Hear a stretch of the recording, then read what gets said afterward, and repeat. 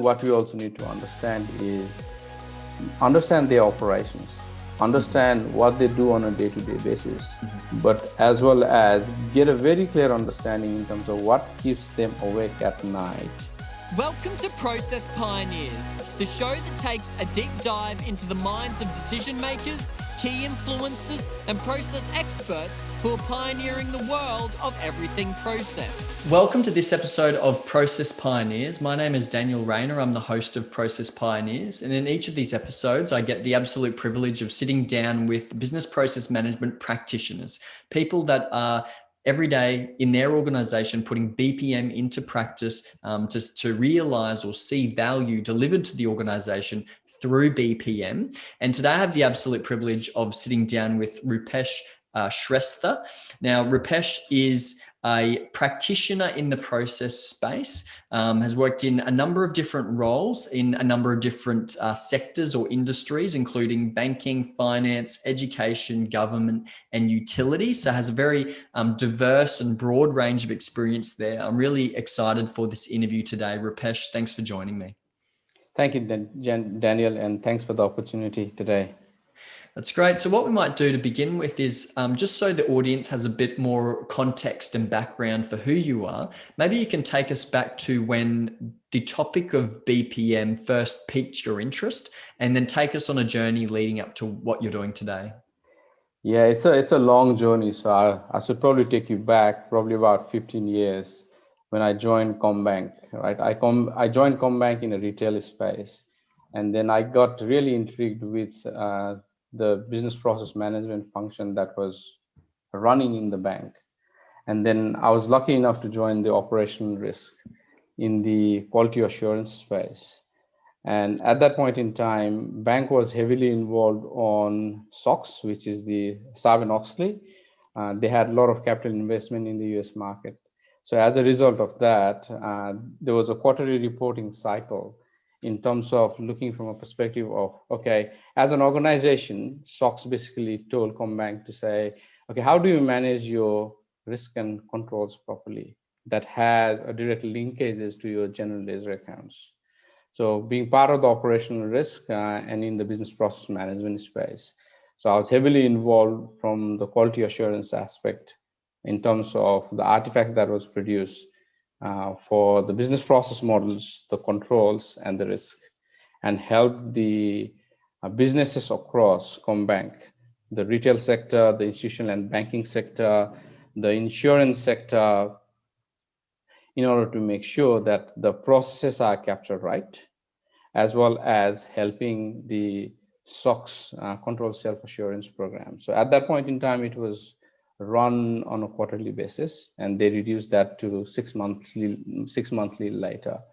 And the interesting part of that was it was purely driven from a compliance aspect, because having proper testing done on the controls that has been identified to mitigate the identified risk was quite crucial for the bank.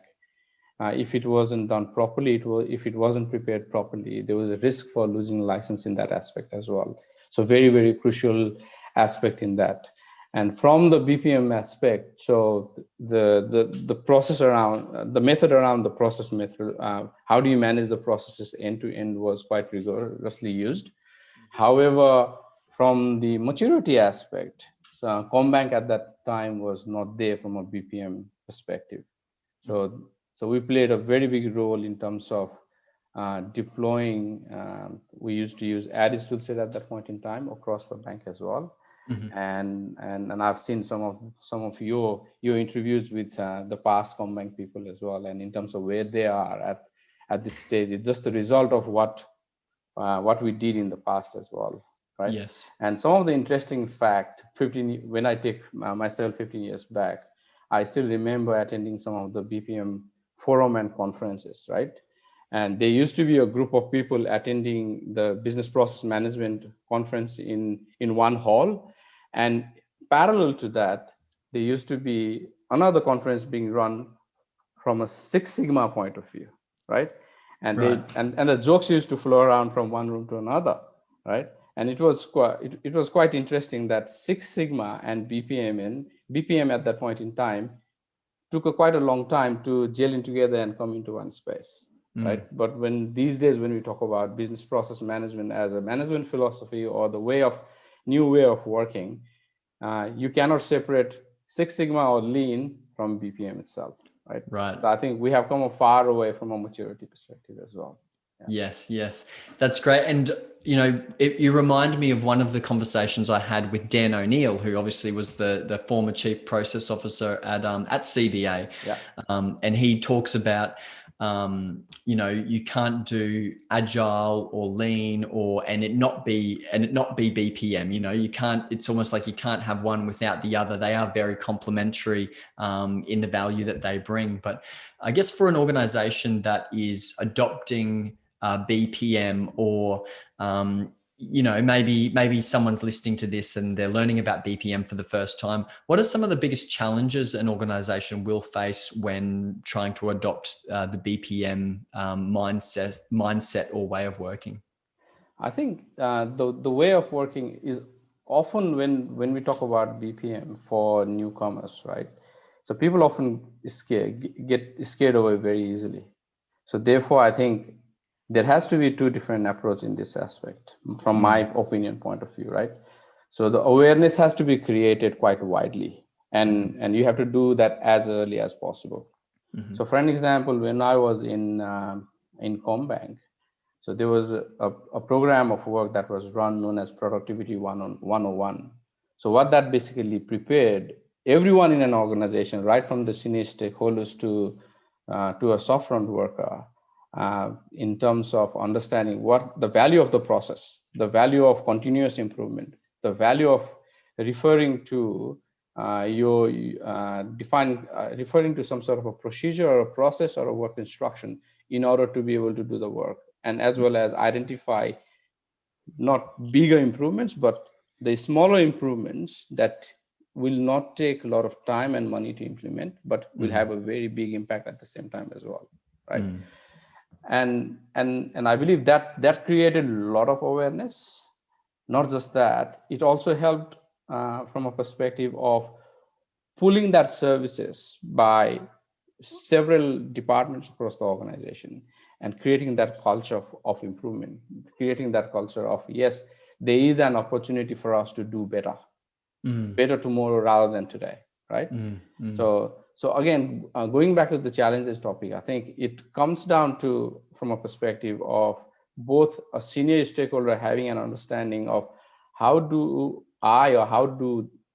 we as an organization need to execute our strategy to operations, but as well as working quite closely together with the people on the floor level, making sure they are comfortable with it. Yeah. So what I'm trying to allude in there is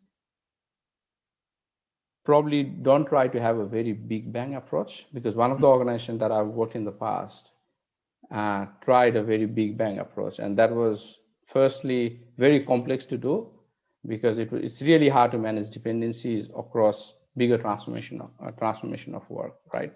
And if you adopt from a perspective of let's start small, that will also give you an opportunity to create success stories and move along the way, and bring the thinking from the executive point of view, from top down, as well as getting that success stories from bottom up, and coming into that sweet spot of making sure that okay, yes, we have created some success stories, yes, we really know that it works, and then help to execute that strategies to operation.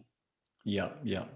That's amazing. I think, starting small is such a great point there, because there are a lot of organizations that, they bit off more than they could chew, so to speak. They embarked on a huge, maybe process mapping exercise, process documentation exercise, but it took them 6, 12, 18 months to carry out that exercise. They get to the end of that process, they look back, and maybe they didn't have a real strong why are we doing this, or purpose behind what they were doing.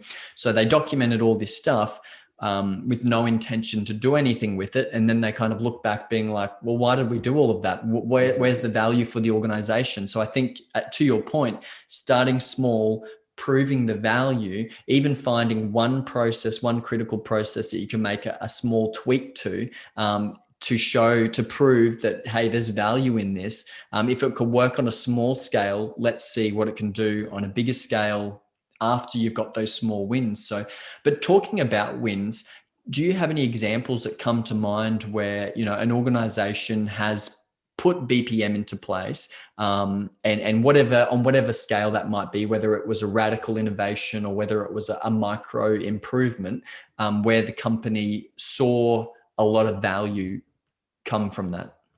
Yeah, definitely. So I can talk about an example in my past organization where the aspect of BPM, the approach of BPM was taken to implement the whole of the CRM and whole of the ERP as well, right? Mm-hmm. And the immediate value that I've seen when I walked into that part of the organization was it created an environment where people could reuse. So let's say, for an example, the processes were defined at the design space, design phase of the program, in terms of understanding from a business point of view, in terms of, okay, what are the steps that we need to take purely from the business aspect in order to fulfill a request for a customer. So let's say, for an example, sending billing to the customer on a regular cycle, right?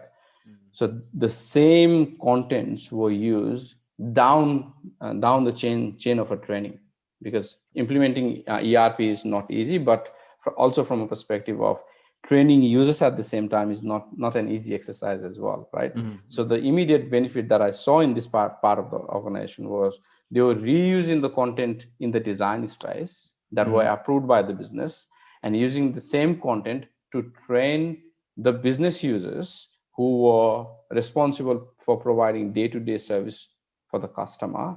Right. And that was a great value, because it saved a lot of time to recreate those content from a training aspect, right? And as well as create synergies between what was created upfront and what needs to be delivered down the track. Mm-hmm. That's great. And I think that, it's also a risk for organizations to not have that knowledge or that information documented or stored somewhere. Because I think, in a previous interview I did back in the early days with Roger Tregear, and he talks about this idea of how our minds are our brains are very poor storage solutions. And you've got people in the organization that are walking in and out of that organization every single day, and you don't know what's going to happen to them over the next 12 hours. They could win the gold lotto and all of a sudden they're living their best life up on Hamilton Island, or maybe they something far less fortunate happens to them, and all of a sudden you've lost all of that information, all of that knowledge that maybe they've been collecting over the last 5, 10, 15 years. And so having a central place where it can be stored, I guess, mitigates that risk for Yes, exactly. And I think you made a very good point around knowledge management in that space, right? So often in knowledge management, I think the researchers, right, and the pioneers in the knowledge space, they often talk about two main things. So one is the explicit knowledge, so something that you can capture, and then let's say in the form of a written instruction or a procedure document, or even some sort of a process map getting from A to B. But there is another aspect, which is the tacit knowledge that remains within your head with a limited capacity, right? So for an example, we both be working in a similar operation environment, but you might have a slightly better way of getting things done as opposed to me. Right. So capturing that piece of information is crucial as well, whether be it in a process map or a procedure kind of document. And it is really crucial from a knowledge aspect. And I completely agree with Roger in that aspect as well, that our minds are limited. So therefore, having a mechanism to capture those kind of information is really, really crucial. That's great. And obviously, we've been talking about various wins or various benefits or values that BPM can bring an organization. But when talking about getting buy-in, and in particular from the senior leadership or the executive level, because, ultimately they're the decision makers, they're the ones that will give the tick of approval or reject the idea. So for someone listening right now that maybe they're in an organization where BPM hasn't been adopted, how do you go about approaching the executive level? How do you go about pitching BPM to them? How do you go about, I guess, speaking their language and using words that they want to hear or they need to hear? But yeah, how do you go about presenting BPM to that senior leadership? I think there are a couple of aspects that you need to understand prior to you start engaging these stakeholders, right? Because one, they are really time poor, right? And the two, what we also need to understand is understand their operations, understand what they do on a day-to-day basis, but as well as get a very clear understanding in terms of what keeps them awake at night, from a perspective of how they want to run their operation. And then link it in a way that how BPM, whether it be the philosophy around BPM, whether it be the tool sets around BPM, or whether it be a new way of working that you may be able to introduce, will help to resolve some of these problems. Yeah, and that's where you can start to have that conversation little by little, and without scaring them away, of course, and as well as also start to get that buy-in from bottom up. Because most often when you go out there and when you talk about BPM, and when you also start implementing, right, you'll need to involve your so-called SMEs, right? So you may go out there from a perspective of, okay, I have made my hands dirty enough, I know enough about the tools, but I may not have the enough understanding of the business itself. Therefore, my good friends at that point in time will be my SMEs, and most of the time, these will be the people working on the floor or the team leads, right? Yes, right. So therefore, there has to be a balance in terms of how do you talk to your senior stakeholders, but as well as how do you get that buy-in from the people working on the floor to join those dots together. Because because the senior stakeholders needs to hear those stories from the people that is internal to that part of the organization, meaning that yes, we can solve this particular problem with this approach, so hence it will provide value, and to the senior stakeholders at the same time as well, right? Yes, and not just that also helps to build that coalition at the same time as well. That's great. And how do you go about getting that buy-in from the people on the floor, the SMEs? Because obviously, yeah, you do need to get that buy-in from them so that you face as little resistance as possible. Because, you know, if you don't bring them along for the journey, if you go ahead and start making changes to the way they deliver value, the way they do things every day, you could potentially face some resistance there. So how do you go about getting that buy-in? Yeah, so if you have an opportunity to talk to those people on the ground floor, right, what I would suggest is start introducing them, if the time allows, in a very casual environment, in terms of saying, okay, this is how it may look like, right? So for an example, so in one of my assignments, people didn't really like the way the business process models were defined, right? So the technical leads, the functional leads, as well as the business users were struggling in terms of how do we read these business process models, right? So, and what I identified was the business functional leads were the conduits between the business, the IT, in terms of making sure they translate that business content into the solution, right? So what I started doing was I had an opportunity to have that casual conversation with them whenever I required, whether it be in the coffee shop or whether it be going for a quick walk with them, right? And I slowly started to introduce them, and then even had an opportunity to quickly show them for about a couple of minutes to show this is how it would look like if we had an opportunity to do this in a longer run, right? Right. So using that approach, what I was able to ascertain was to establish that baseline to say, yes, that will work for us. And that is exactly what we are looking for. And that will not just help me, it will also help me to get buy-in from my business users. Right. So I think opportunities such as those needs to be identified and used correctly to get buy-in from the people on the floor, but as well as the senior stakeholders whenever you find that opportunity.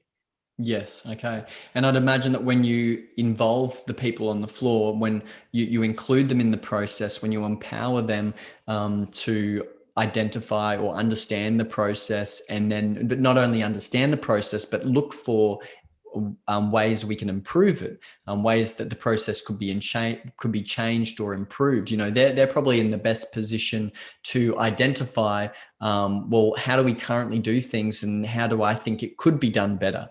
Because if they don't feel empowered, they're just going to continually do the same thing that they've always done for the last 5, 10, 15 years, however long it may be. But if they feel empowered to look for opportunities, identify opportunities, then you're leveraging the wider team to help with those improvements.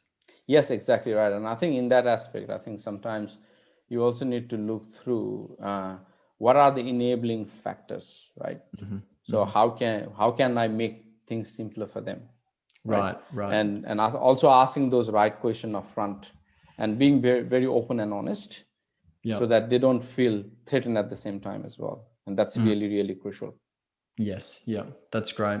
And now when I guess implementing BPM and I guess embarking on that journey for the organization to adopt it enterprise wide, what are some objections or hurdles an organization might face when going on that journey? Like, obviously you've gotten buy-in from the senior leadership, maybe you've gotten buy-in from the SMEs, but what are some of the more common challenges that might occur?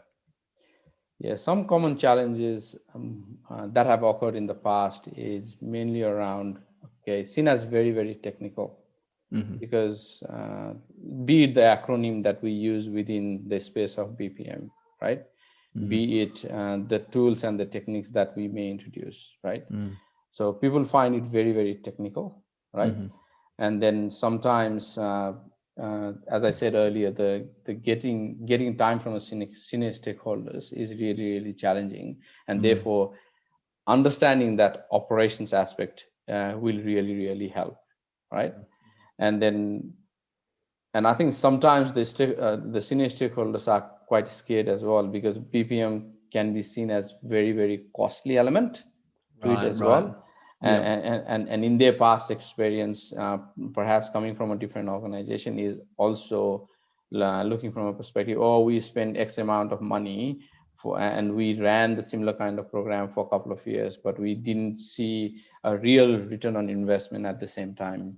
Right. So tackling those aspects as well. And therefore, what I said was, in order to overcome those, start small rather than start big, right? Yes. Because you need to be in a position to show a value, right? So for an example, I think earlier you touched based on process modeling, right? So establishing that key objectives right up front, in terms of, if you are going down the path of process modeling, what are you going to achieve now, right? And in a nirvana state, let's say, if all of the processes in your business area has been modeled, what are you going to do with it? Are you going to lock that in a drawer? What's the next step after that? So are you thinking of making any improvement? Are you looking at plugging into process mining kind of tools in terms of doing more process mining in that space? And I think that those key objectives need to be clearly identified and defined upfront, and as well as reviewed on an ongoing basis. Yes. Okay. And linking your processes to strategy, I think that is quite key, because the strategy level, that's the level that the senior leadership will be looking at. That's what they'll be focusing on. And so any of the underlying processes, any of the ways that I guess the value is being delivered, it ultimately needs to tie into that strategy.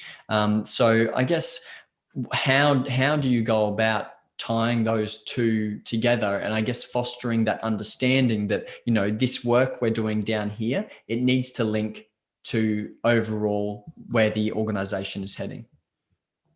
Yeah, I think there are many different things that come in place in an aspect of that, right? So be it identifying the key capabilities that is required in an organization to deliver those services. And hence those key objectives are made from a strategy point of view, right?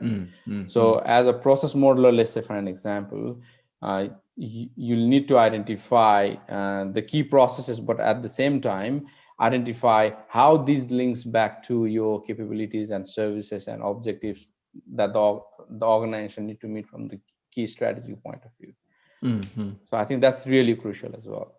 Yeah, that's great. And I was I was reading an article the other day about this idea between and I think it was written in 1994, so written quite a long time ago, but it was talking about the business landscape, about these two ideas around preservation and versus creation. And talking about this idea how organizations were spending a lot of time on preserving the way they do things instead of creating the future.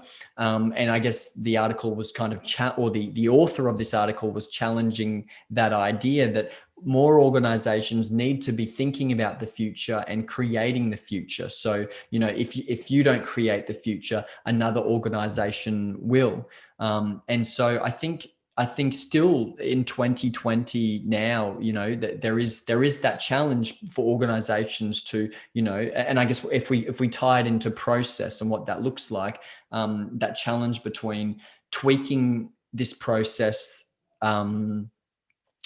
continually tweaking this process over and over again, whereas there might be a whole new radical way or innovative way of delivering that value. So how do you go about balancing that too, where you want to preserve what the organization is doing, you want to make those tweaks, those micro improvements, but you also want to innovate and you want to create the future. You want to be pioneering the way forward. You don't want to be playing catch up to other organizations. You actually want to be, being the one out the front leading everything.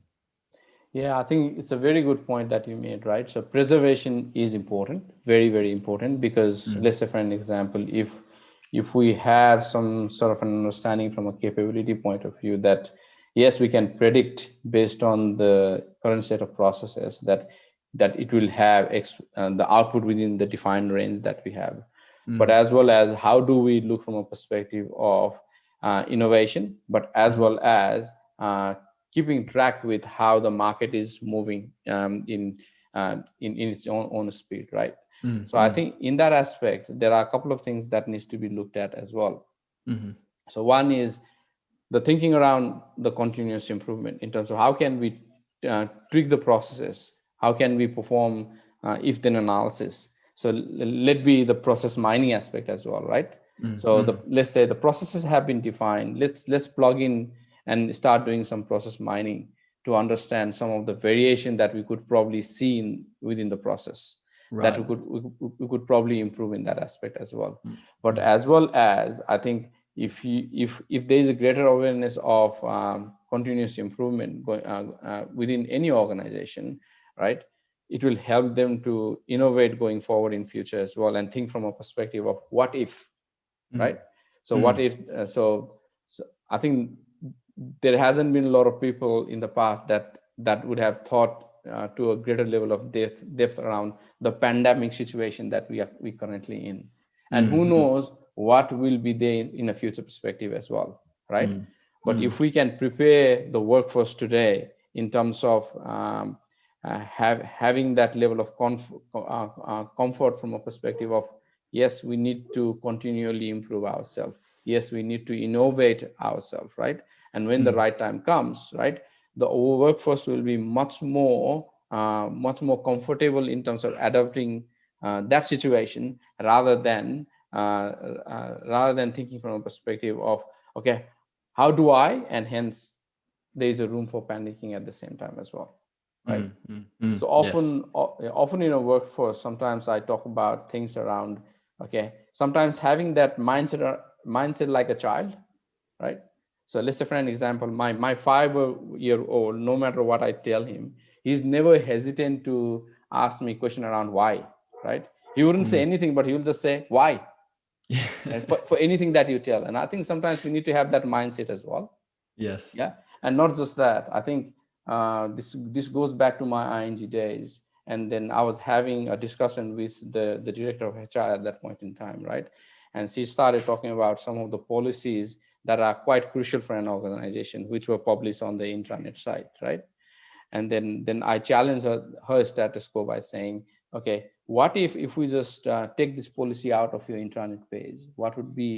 Uh, what would be the reaction from the community of your assigned direct at that point in time, right? And she really liked that idea, right? So quietly switching off some of the things and see if there is a use of it or not, just to understand, because there were a lot of people spending time on this policy document, making sure that the policies are right, right? It is also a good way of looking at if your people are prepared or not. Yeah, yeah. That's great. And I think that's such an interesting point there on if you turn it off, if you switch it off, will anyone scream? Will anyone sort of make a big ruckus because you've just stopped the valuable work that they were delivering? And I think there are many examples of that have happened this year, where COVID has forced organizations to really think through, well, what are we doing on a day-to-day basis? What is actually necessary and what isn't necessary? And there are a few stories that come to mind, but one in particular where a telecommunications company here in Australia, they had, I think, 168 programs before COVID. And when COVID hit, they reduced that down to 20 because they were forced to look at what they were doing to be like, actually, 148 of these programs aren't actually delivering all that much value. So we can just turn them off, switch them off, and let's focus on the 20 that are actually delivering value. Yeah. And I guess speaking about the pandemic or the year that we have had, how has BPM played a part in for organizations? How has BPM, I guess, supported organizations this year, the ones that have had it in place, I guess, to come out the other side of this year in a better place than maybe those that didn't understand their processes? Yeah, I think a couple of aspects is mainly around, okay, the concept around BPM is one of mainly from the model, the processes perspective. Let's say for an example, right? So be it the premier of New South Wales coming into a media and talking about, okay, what will be our next approach, right? So if you want try to understand deeply, there is a process behind it, right? So without process, uh, uh, uh, it will be really hard to come into the media and give a clear communication to the wider public, right? And I think that has played BPM has played a very big role in that aspect as well. So if you look at health sectors, if you not sure if you happen to visit any clinic these days, right? So there is a clear articulation of what you need to do in the pandemic situation, right? So let's say for an example, having that signage. So if you go back to the aspect of lean, so lean talks about 5S as a tool, let's say for an example, right? So it talks about sorting mechanism, it talks about making even the visual management aspect of it, right? And I think all of these has played a very big role from a COVID perspective, and mainly in the process space, right? And I believe that that people who have worked in this space are familiar with some of these tools and techniques, and hence they have been able to use that and and communicate that properly to the wider citizens of the country as well. That's great. That's great.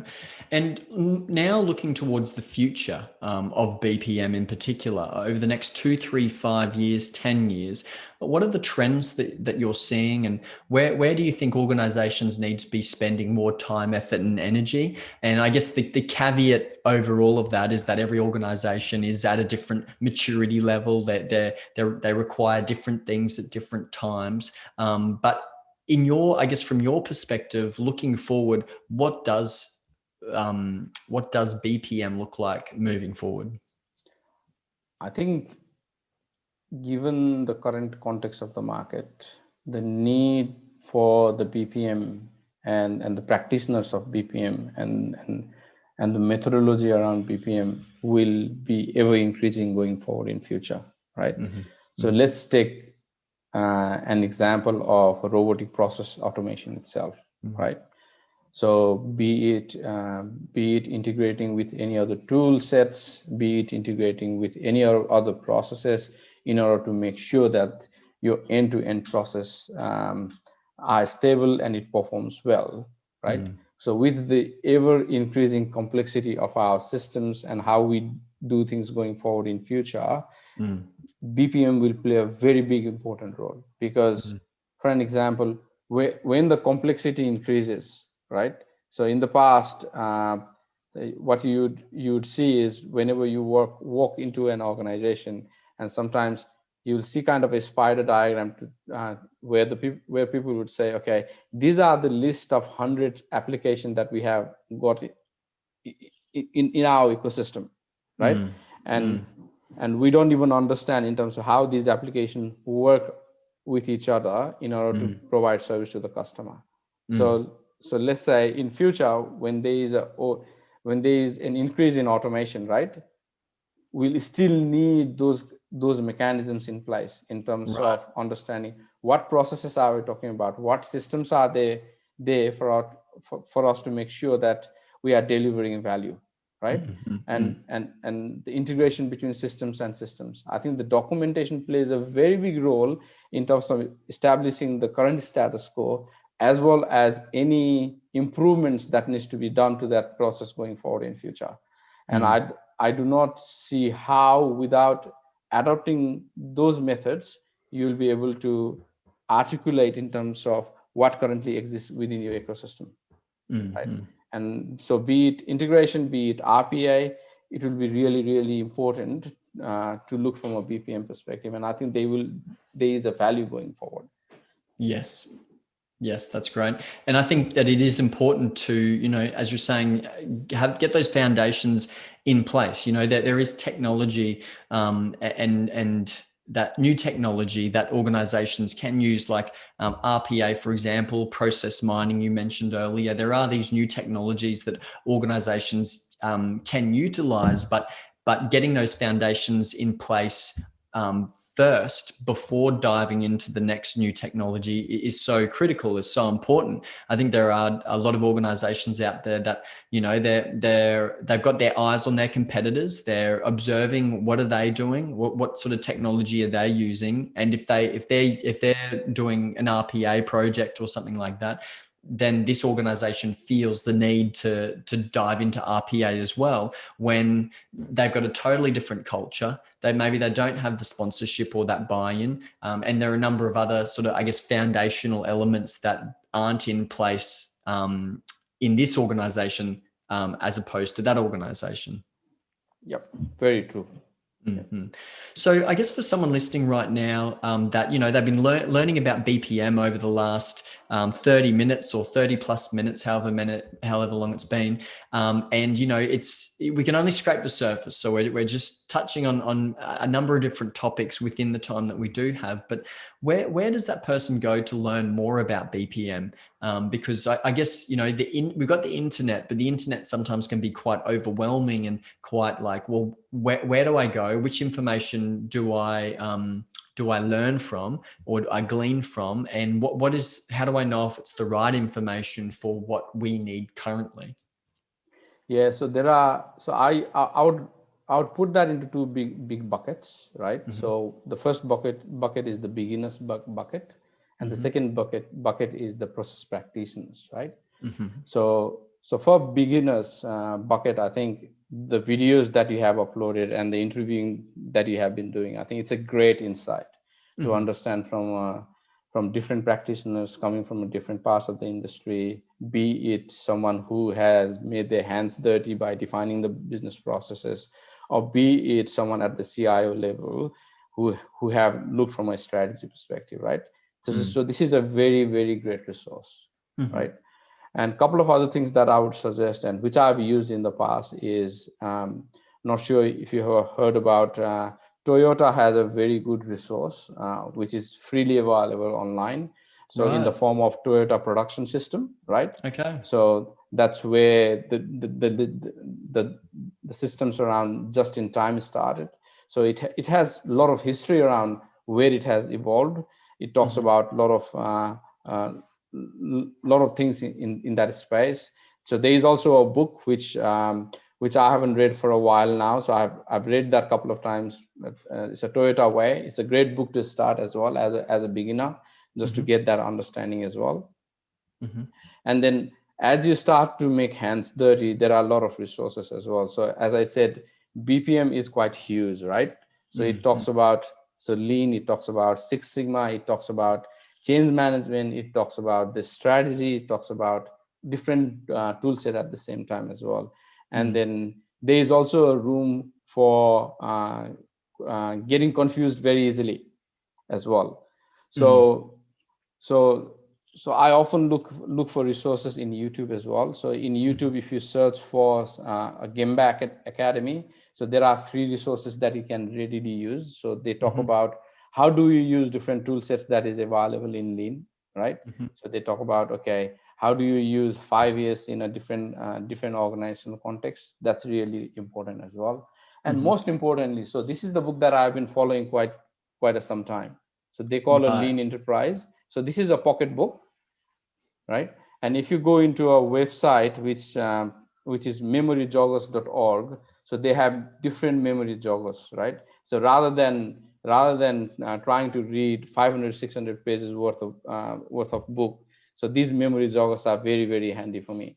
So I often use this in a way that, let's say, for an example, if I'm running a discovery workshop, so there's 2 pages in here, like a checklist in terms of making sure what are the things that you need to look for. So even though I've done this, let's say, a discovery session many times in the past, sometimes I just flick it and look at it, and it just brings that memory back very, very quickly. And I think following these would really help not just the beginners, but the process practitioners as well. Yes. Oh, that's amazing. Thanks for sharing all those resources. No problem. I think it's good for, the audience to understand or have somewhere to go from now, because, they're listening to our conversation. Maybe you've piqued that interest in them. Maybe the language that you've been using resonates with them, and they're like, we think the same. I resonate with what Rupesh is saying, but we need to adopt this way of thinking in our organization. So, being able to, I guess, go to different resources and learn more about it will be really valuable. And I think also connecting with people like yourself, if that's okay for the audience to reach out if they've got any other questions following our conversation, to be able to connect with you on LinkedIn and maybe ask you a question, or even for those guys that are listening to this, if you want to put a question into the comments section of LinkedIn or YouTube or wherever you're watching this episode right now, and either myself or Rupesh will get back to you. But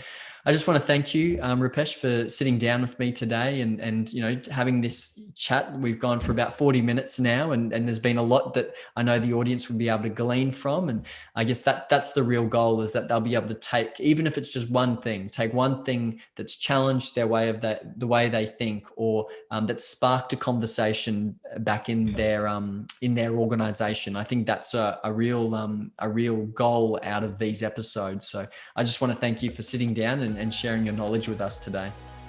Thanks, Daniel, and thanks for having me. And I love the opportunity to have a discussion with a similar mindset in that space as well. And thank you very much.